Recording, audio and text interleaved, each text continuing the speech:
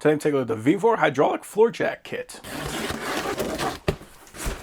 So this is one of the nicer things about this kit, is it actually comes with jack stands. If you don't know, if you're going to lift a car and you want to be underneath it, you're going to need your floor jack, you're going to want to have jack stands, and you're going to want to have wheel chocks. So this has the most important parts of that kit. And the reason you want to have jack stands is because the hydraulics, you never really want to trust hydraulics, doesn't matter how good that jack is. Hydraulics can fail, and if you're underneath the car when that happens, it will come down on you. Jack stands to prevent that from happening, and the wheel chocks are going to help to prevent the vehicle from rocking back and forth. So you can see these jack stands are welded metal construction, and we have a long release handle right here. So I was going to flip up this lever so we can take the head and slide it up and down. Now what's nice about this being far out of the way, if you had your hand up here when you're trying to drop that down and something happened, it could come down on your hand. Most of the time they got a little lever right here. This one is plenty far out of the way, so that your hand should be fairly safe when this thing drops.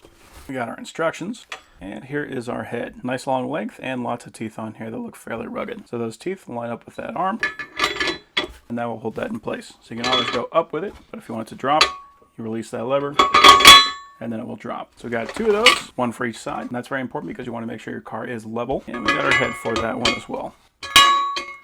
Very nice. So here is the jack. This is where the lifting power is going to come from. We do have casters on here that do fully spin. And on the back we have straight wheels. So very similar to most of the jacks you're going to find. Looks like it does come with a carrying handle. So if you want to, we could clip that on, I believe, right there.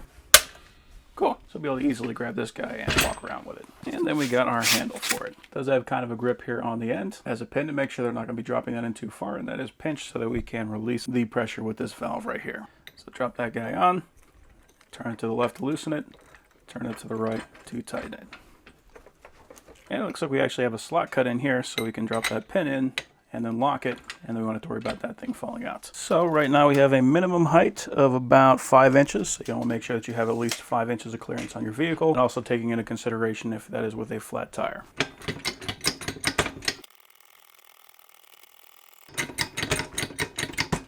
Okay, and that looks like our max height. It takes quite a few pumps to get there, but that is not to be unexpected with a jack like this. And we're looking at about 13 inches of total height.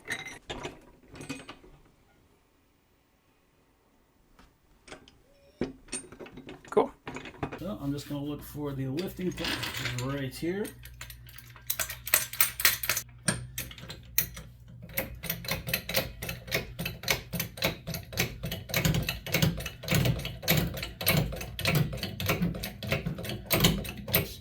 Alright, there we go. Now we can get the jack stand up and let it down nice and slow. Okay. That's cool.